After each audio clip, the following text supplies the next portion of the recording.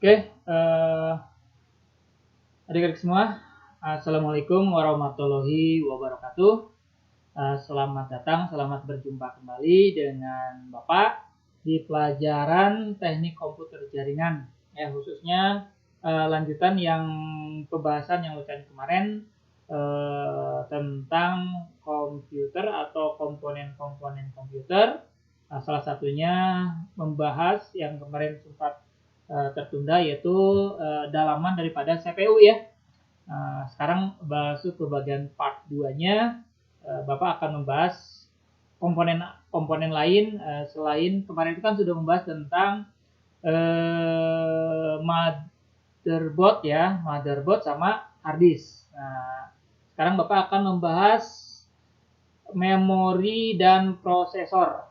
Nah itu karena itu hal-hal yang sangat penting, memori dan prosesor. Kalau ada waktu, kalau misalkan waktunya masih cukup panjang, Bapak akan bahas komponen lain seperti sound card, kemudian network card ya, dan PGA. Itu yang biasanya orang-orang gaming itu selalu berpikir, ini PGA yang mana sih yang bagus untuk game biar tidak nge-lag dan segala macam, biar gambarnya bagus, itu biasanya ada di PGA ya.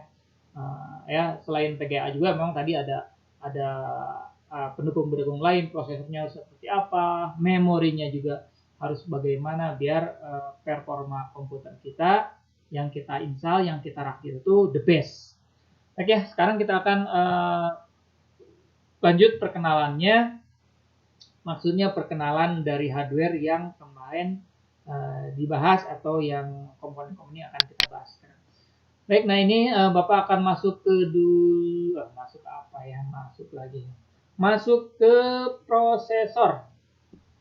Nah ini tentang prosesor. Prosesor sendiri itu bentar ya, ini komputer dan handphone. Nah ini ya, ini Bapak ambil dari sebuah situs yang ada di internet ya, dengan nama bagitekno.net ya. Nah ini kalau dibahas, CPU merupakan singkatan dari Central Processing Unit. Kemudian nama lain daripada prosesor. Nah kalau kemarin sebetulnya CPU itu intinya ya ini, nah ya prosesor ini sebetulnya. Tetapi kadang orang awam seperti Bapak dulu kalau misalkan ayah CPU mana ya, itu CPU itu nggak apa yang ngejegreg di dalamnya itu ya, casing di dalamnya ada proses segala macam, itu dibilangnya CPU, padahal CPU sesungguhnya itu adalah hanya istilah daripada prosesor ya. Nah ini kalau di sini prosesor memiliki tugas sebagai unit pengelola pusat yang akan memproses berbagai jenis petunjuk atau informasi yang masuk ya. Selain itu, prosesor juga melaksanakan perkiraan dan memproses laju informasi melalui sistem yang terinstal pada komputer tersebut. Nah, jadi semua data yang diketikkan itu yang diketikkan oleh user melalui keyboard, melalui atau inputan yang dilakukan oleh user itu baik melalui keyboard atau melalui apapun inputannya, mau kamera dan segala macam, itu pasti akan melalui namanya prosesor. Di prosesor lah ini nanti datanya akan diproses. Akan seperti apanya ya nanti hasil dari pada prosesor. Selanjutnya maaf nih, ininya goyang-goyang ya, bentar ya. Biasa lah. Ya, nah selanjutnya di sini ada secara sederhana prosesor atau CPU merupakan sebuah hardware yang bertugas memahami dan melaksanakan eksekusi terhadap berbagai jenis perintah yang diberikan oleh user. Tadi kalau suruh ngetik, misalkan ketik Microsoft Word atau ngetik apa, itu pasti diproses. Suruh mengidentifikasi gambar, maka gambar akan diproses. Nah, berdasarkan penjelasan peranan prosesor di atas, maka tentu saja setiap prosesor sudah pasti setiap komputer, ini masih pagi ya, jadi belum kena kopi kayak gini ya. Setiap komputer sudah pasti membutuhkan prosesor. Bahkan sekarang handphone juga sudah mendukung prosesor. Handphone yang sudah berbasis Android itu pasti ada prosesornya ya. Oke. Nah, keberadaan prosesor itu sebuah komputer merupakan hal yang mutlak, wajib. Komputer ya, komputer HP juga digolongkan ke dalam sebuah komputer kalau sekarang ya, beda dengan HP zaman dulu. Komputer yang tidak memiliki prosesor tidak akan dapat memproses informasi, pada akhirnya komputer tersebut tidak akan dapat digunakan. Istilahnya adalah mati atau tidak bisa berfungsi. Nah, itu ya sekilas. Jenis-jenis prosesor komputer dan handphone. Ini HP ini handphone bukan merek. Ada merek HP ya, handphone di sini maksudnya adalah handphone ya. Nah, ini. Berbagai jenis keluaran laptop dan handphone dibuat berbeda untuk memenuhi setiap kebutuhan yang beragam. Salah satunya adalah dari segi prosesor. Ada banyak sekali jenis laptop maupun PC desktop serta handphone yang beredar dengan prosesor yang berbeda-beda. Nah, ini ya. Di antaranya ini brand-brand prosesor yang ada di pasaran. Yang pertama adalah Intel. Nah, ini Intel biasanya disematkan pada atau dipasangkan pada komputer-komputer rakitan ya, komputer-komputer rakitan, build up atau pabrikan juga ada yang menggunakan prosesor Intel. Nah, prosesor Intel ini merupakan salah satu jenis prosesor yang sangat banyak menghiasi komponen laptop di dunia. Produk prosesor ini merupakan yang paling terkenal di Indonesia, terutama bagi pengguna teknologi komputer yang sudah pasti mengenal brand ini ya, rata-rata Intel ya.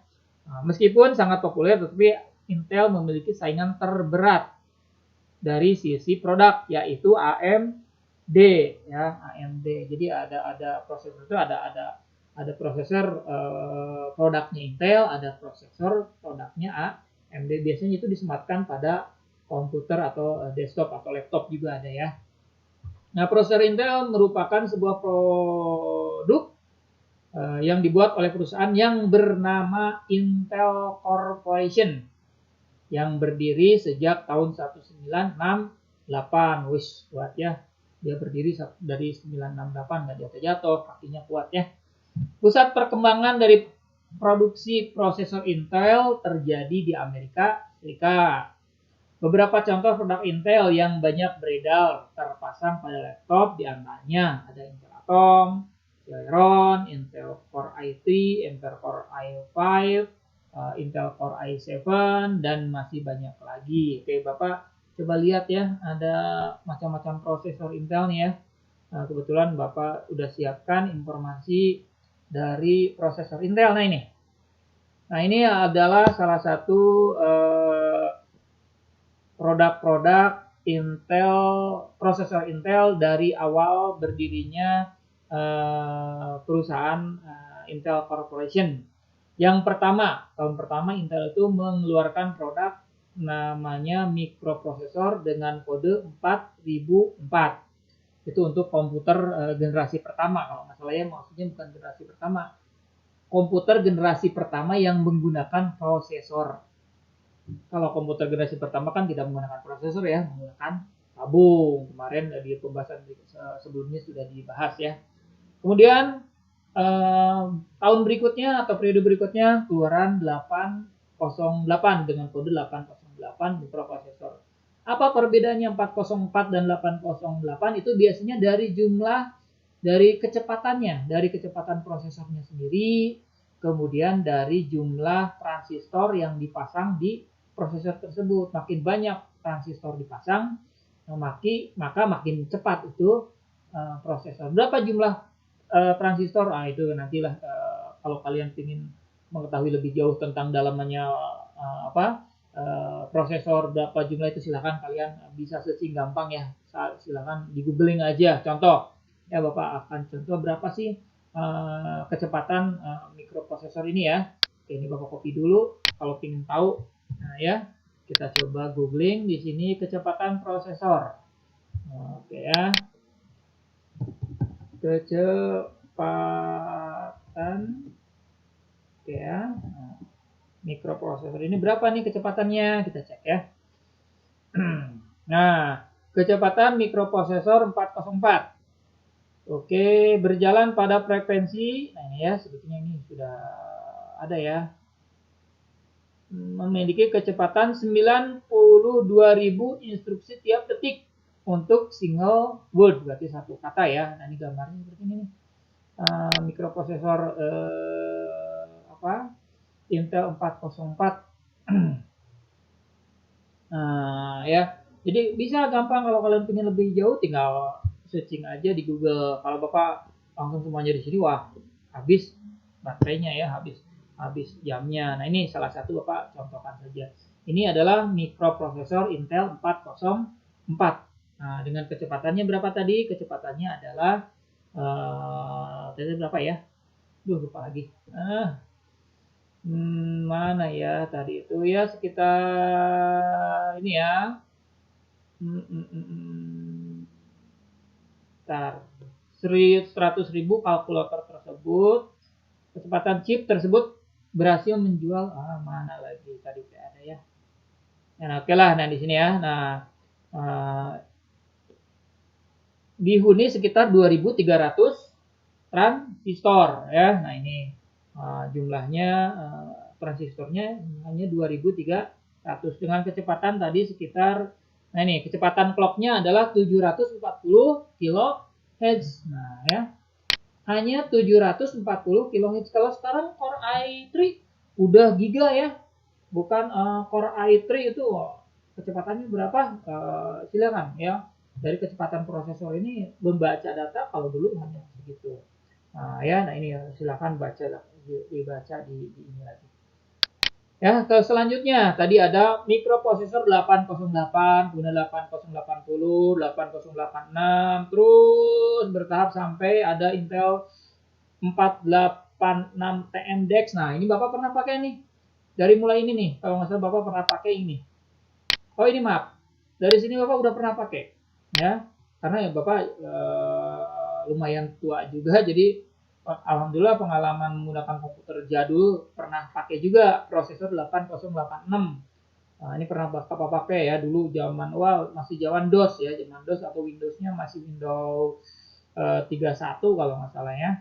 Kemudian 286, Intel 386, Intel 486 DX. Nah, ini semua Bapak pernah pakai.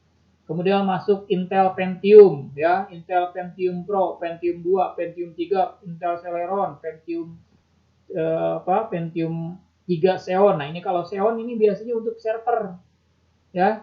Intel Pentium Xeon ini biasanya digunakan untuk CPU atau yang berjenis server ya, untuk digunakan untuk server.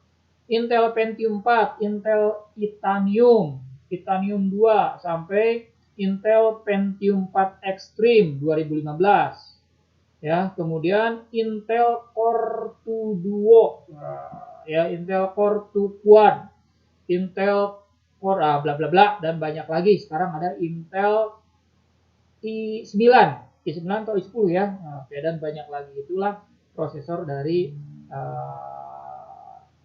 keluaran Intel. Kita cek dulu sebetulnya kalau kecepatan Core i7 itu berapa sih? Nah, ini kan kalau tadi Core 404 itu adalah 740. Nah, kalau Core i3 berapa ya? Coba kita cek aja. Kalau kalian karena informasi ini kalian butuhkan begitu kalian mau merakit komputer ya. Ya, Core i7 aja ya. Core i7 itu berapa sih kecepatan prosesor Core i7? Nah, kita cek.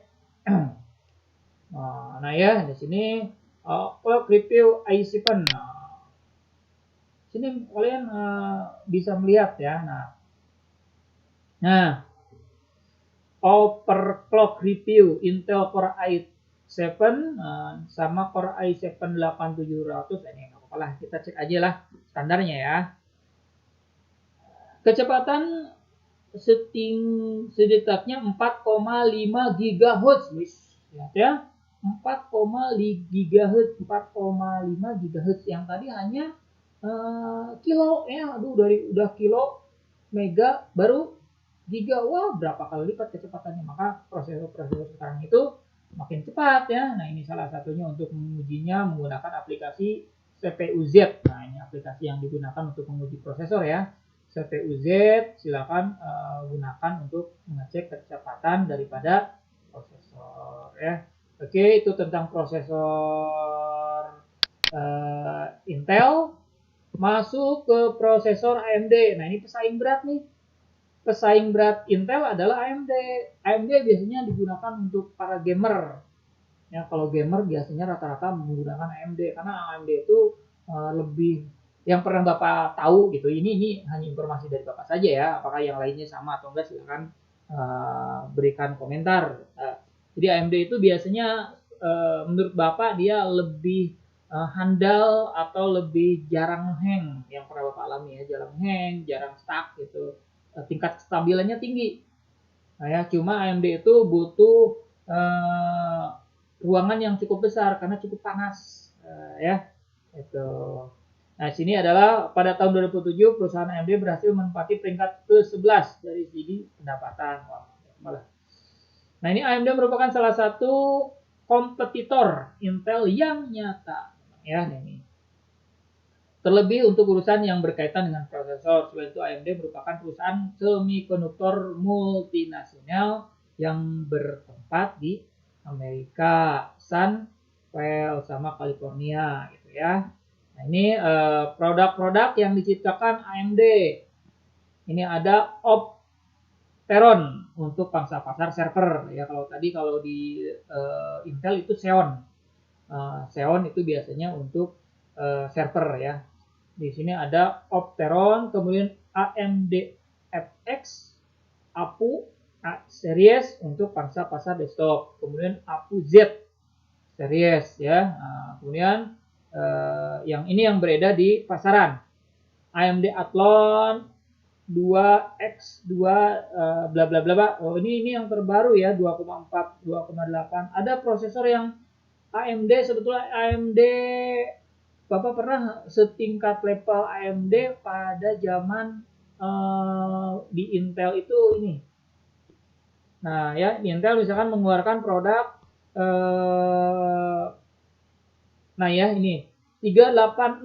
AMD juga sama mengeluarkan ada produk DX ya, ada prosesor DX berapa AMD itu ada jenis-jenis prosesor AMD. Kalau ini AMD-nya yang keluaran terbaru nih kayaknya karena kecepatannya dengan 2,8 2,9 GHz ya. AMD Athlon 2 X 2450, AMD Athlon X 2250. Ini lepas dari Athlon masuk ke Phenom ya, Phenom, AMD Phenom bla bla bla bla bla sampai sekarang AMD Phenom X6 1100T dengan kecepatan 3,3 GHz ya. Nah, itu produk-produk AMD yang terbaru, ada yang lama. Selain AMD ternyata ada pangsa pasar tersendiri adalah Apple. Nah, ini brand yang satu ini rasanya juga tidak asing lagi telinga kita sebab Apple merupakan perusahaan yang bergerak di bidang teknologi multinasional dengan pusat kantornya berlokasi di Silicon Valley, California. Nah ini ya, Apple itu kalau AMD sama Intel itu prosesor bisa diecer. Ya, kalau prosesornya bisa diecer untuk komputer rakitan itu bisa. Tapi Apple ini yang nggak bisa. Kalau Apple hanya untuk produk Apple. Jadi satu paket. Begitupun juga dengan prosesornya. Nah, pada awalnya perusahaan Apple ini bernama Apple Corporate, yaitu kemarin ya dari sejarahnya. Nah, ini mengenai prosesornya, ini Apple 1, Apple 2, Apple DOS, Apple Pascal, Apple CM, Apple SOS, Apple Prost, dan Macintosh. Nah, ini perusahaan-perusahaan prosesor yang dipasang di Apple. Kemudian ada satu lagi nih, prosesor Cyrix VIA. Nah, ini pengembangan yang satu ini mungkin jarang atau tidak pernah kita ketahui mengenai keberadaannya. Tapi Cyrix juga mempunyai beberapa produk prosesor yang berhasil dikembangkan. Cyrix merupakan salah satu perusahaan pengembang mikroprosesor yang berdiri pada 1988 ya di Texas, Amerika Serikat. Nah, ini salah satu produk-produk prosesor Cyrix ya. Ini prosesor produk Cyrix, di antaranya ada Cyrix PaceMate, kemudian Cyrix M sampai Cyrix M2, Media GX, Cyrix Via. Nah, ini prosesor Via ya. Cyrix kemudian dilanjut ke perkembangannya menjadi Via prosesor ya. Via Eden, Via Nano dan segala macam. Nah, itu. Jadi banyak juga. Ini Cyrix juga kalau nggak salah ya Bapak itu dipasang juga ya di handphone ya. Di handphone pernah ada yang menggunakan produk prosesornya menggunakan Cyrix. Kemudian prosesor IBM. Nah, ini IBM juga ternyata kosong. Oh, ternyata ini ya. Nah, ada 80 ya. IBM juga sama perusahaan mengeluarkan prosesor International Business Machine Corporation atau IBM, salah satu perusahaan terbesar di Amerika Serikat. Ya, tepatnya di Armonk, North New York, Amerika Serikat. Ini juga bergerak pada bidang elektronik yang memproduksi serta menjual berbagai produk keras maupun perangkat lunak yang ada di komputer. Nah, salah satunya prosesor-prosesor yang dikeluarkan oleh IBM adalah 808, 8080, 8086, ada 286, ada 8. Ini hampir mirip sama Intel ya. Ada ini hampir mirip-mirip sama Intel, ada 8038DX. Nah, ini ya. Ada DXO, ternyata DX itu adalah produknya IBM. Bapak tadi salah ya. Nah, kirain Bapak AMD, tapi ada tulisannya AMD ya. Bapak pernah ingat pastinya, masalah masih ingat AMD ya. Kemudian ada IBM, Pentium Classic, Pentium Pro, Pentium 2 Xeon. Nah, ya. Ternyata IBM, nah ini ada Pentium, produknya IBM, tadi ada Intel. Nah, ya. Kalau produknya Intel, perhatikan ini lihat. Nah, nanti kalian ini, nah Intel juga ada Intel Pentium. Ada Pentium itu ada produknya Intel, ternyata AMD juga ada produk. Ya, ada produk dari AMD. Ada produk dari IBM. Salah satunya adalah IBM Pentium Classic, IBM Pentium Pro, Pentium 2 Xeon, ya. Xeon ya, Xeon. Nah, ini Xeon ini ternyata ada antara IBM dan Intel itu hampir mirip-mirip ya. Kemudian IBM Power 4, Power 5 sampai Power 7 ya. Yaitu prosesor buatan IBM. Selanjutnya adalah prosesor buatan IDT. Nah, ini berbeda dengan perusahaan prosesor lainnya. IDT, Integrated Device Technology, merupakan perusahaan yang memiliki ruang lebih kecil yang menghasilkan CPU dengan harga murah. Perusahaan ini sendiri berdiri pada tahun 1980. Bapak belum pernah ya pakai prosesor IDT nih. Perusahaan ini juga telah berkontribusi untuk membuat prosesor WinChip yang diperkenalkan pada Mei 1997. Ya, ini prosesornya ada WinChip. WinChip hanya di Indonesia nggak beredar ya. Ya, nih WinChip sekian, WinChip 3.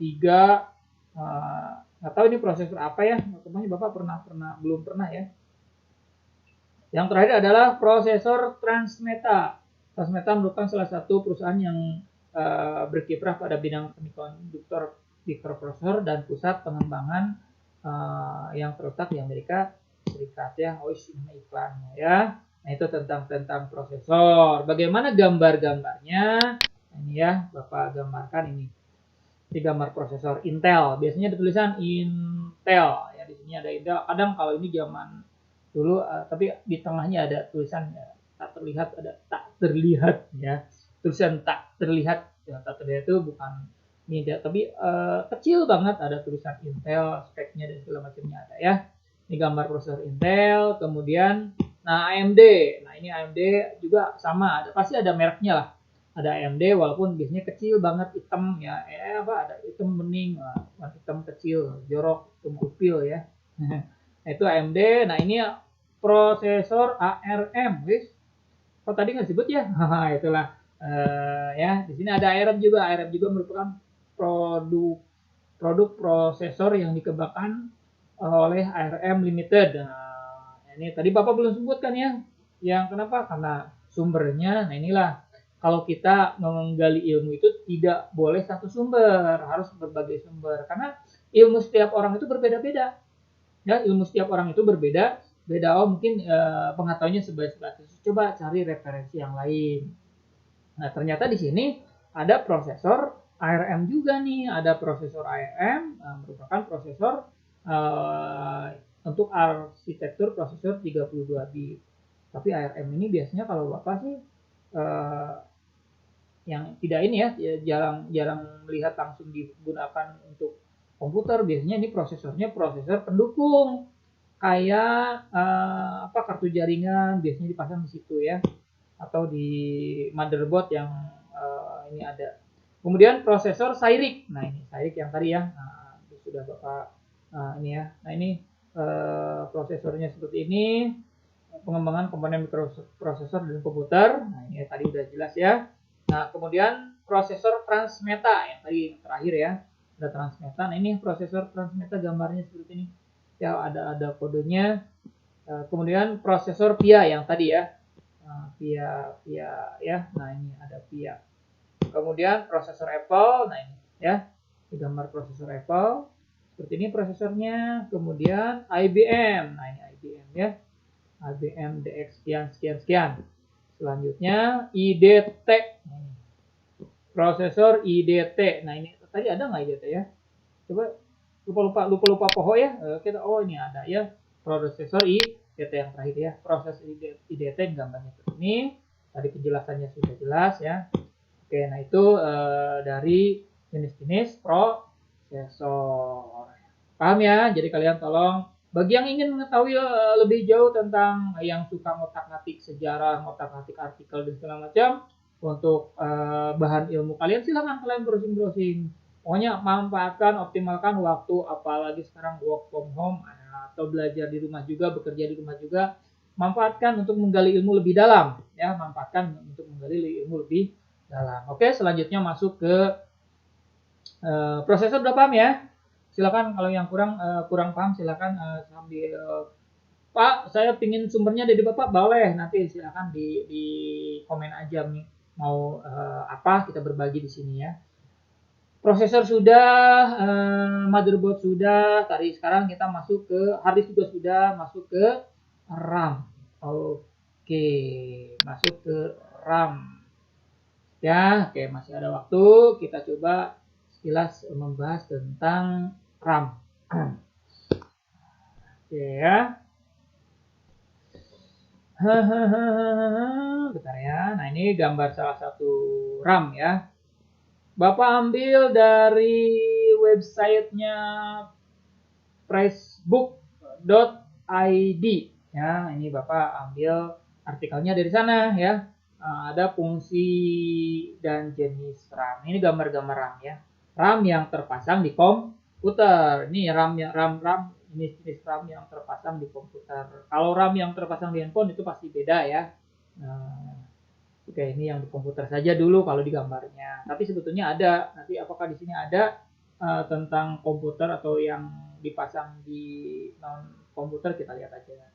Nah ini jenis RAM. Komputer memiliki banyak jenis RAM. Ini perkembangan RAM-nya ya. Ada DRAM, ada SDRAM, RDRAM, SRAM, EDORAM, FPM, DRAM, dan RAM. Dan masih banyak lagi RAM. Nah, RAM lainnya. Oke ya. Nah ini adapun pengertian RAM. Nah ini RAM itu adalah apa? Kalau singkatannya apa sih? Oke. Random Access Memory ya, secara harfiah sendiri adalah tempat penyimpanan memori sementara. Jadi sementara itu ya sesaat. Jadi kalau komputer begitu dimatikan, memorinya hilang. Ya karena kenapa butuh RAM, tidak disimpan di hard disk? Ya kalau hard disk nantilah bagaimana cara kerja komputer itu dijalankan, fungsi-fungsi RAM itu bagaimana bekerja, nanti kita simak ya, nanti ada animasinya. Sekarang teorinya dulu ya. ya ketika komputer tengah digunakan. Jadi memori RAM menyimpan RAM memang bersifat tak permanen ya.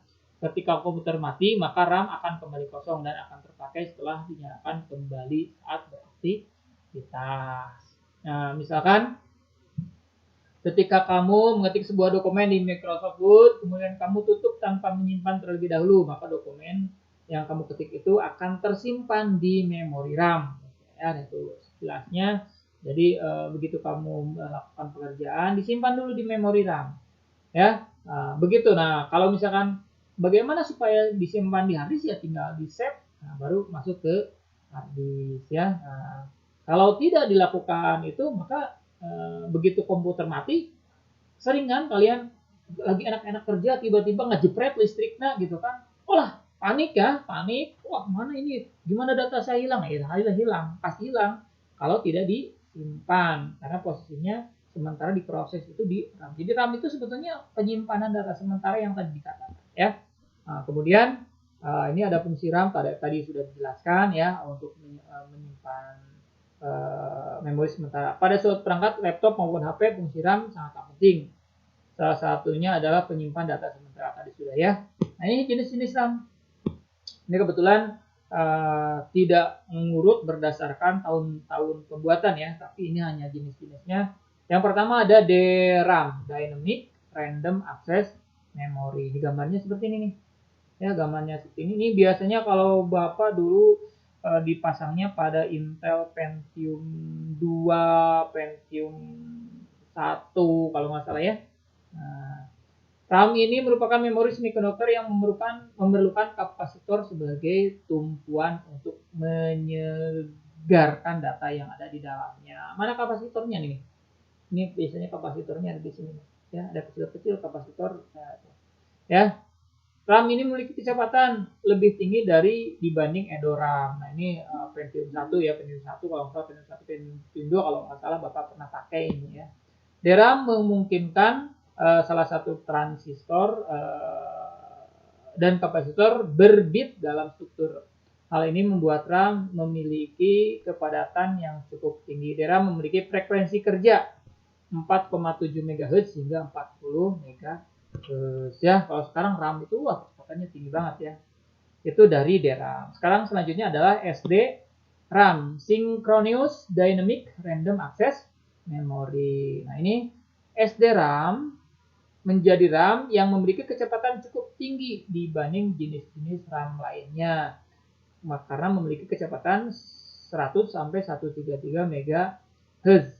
RAM ini banyak digunakan pada tahun 96 sampai 2003. Ya udah Pentium 2, Pentium 3, mungkin Pentium 3 lah. Pentium 3-an ini ya.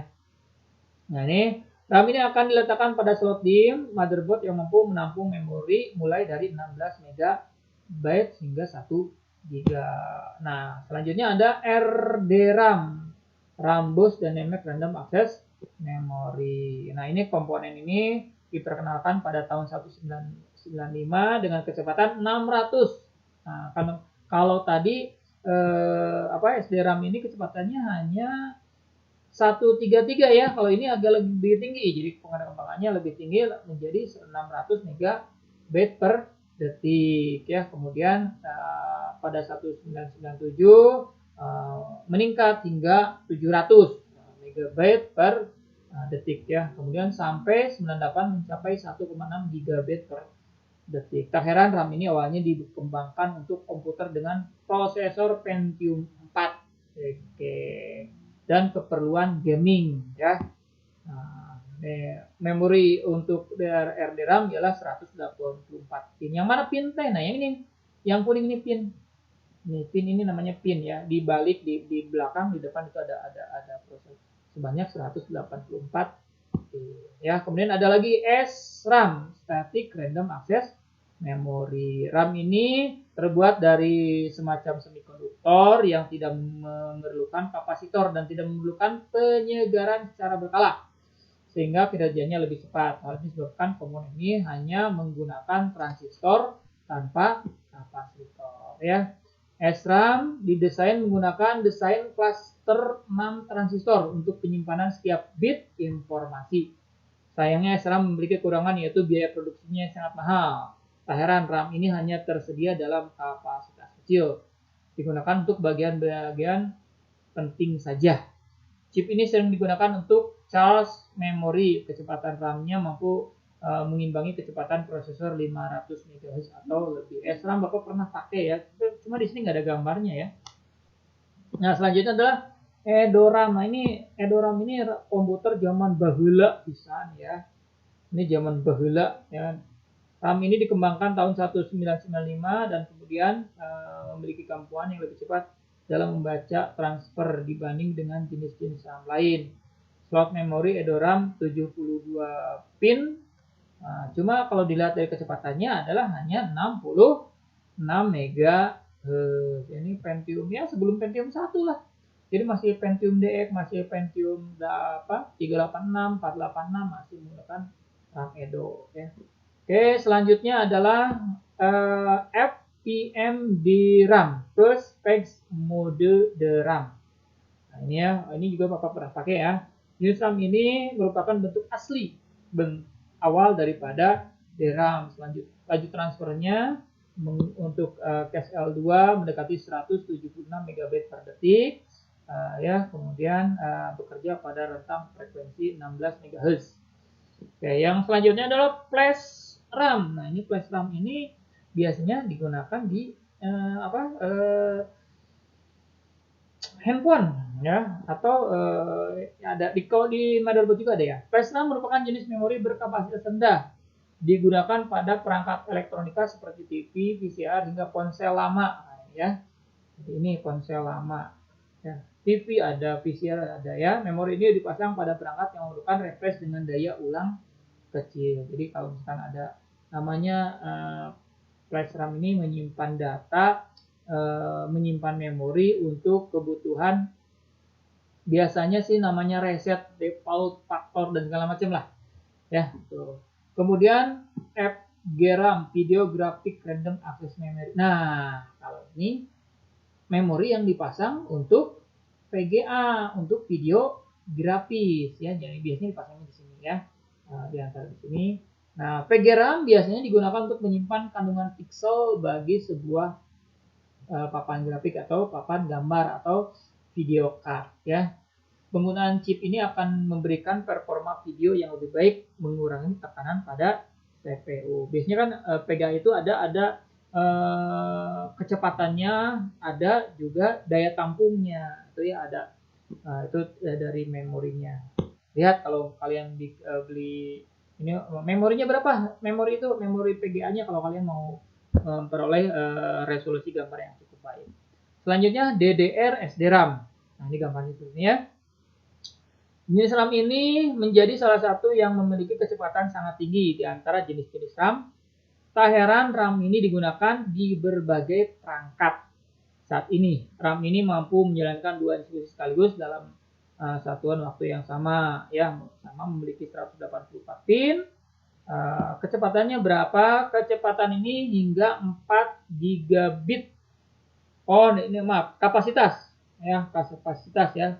Kapasitasnya memiliki sampai 4 gigabit satu chipnya ya, per chipnya. Per chip itu ada ini ya, dikatakan per chip ini bisa per keping ya. Kepingnya ada yang 4 gigabit. Nah, ini baru SODIMM. Nah, ini kalau RAM ini biasanya digunakan untuk laptop ya, laptop itu biasanya menggunakan SODIMM, Small Outline Dual Inline Memory Module. Nah, ini memori merupakan jenis memori yang digunakan pada perangkat notebook. Bentuk fisiknya cukup ringkas, kira-kira setengah dari besaran DRAM, sehingga lebih menghemat ruang. Nah, ini ya contoh-contoh daripada RAM baik di PC ataupun ini harga-harganya. Kalau kalian mau cari harganya silakan merek, mulai merek ya ini. Tapi ini tahun berapa nih? Ini tahun 2018 ya, 2018 harganya 8 GB DDR ini 230 ya, 230 ribuan ya. Tipenya DDR3. Ada yang 8 GB 540 tapi DDR4. Kalian tipe DDR-nya perhatikan dengan motherboardnya. Jangan kalian DDR3 membeli DDR4. Motherboardnya hanya untuk DDR3 tapi kalian beli memorinya DDR4, nanti tidak akan support. Oke ya. Oke, itu saja mungkin tentang RAM, prosesor. Jadi udah dua bahas, mau ditambah lagi atau cukup? Oke ya.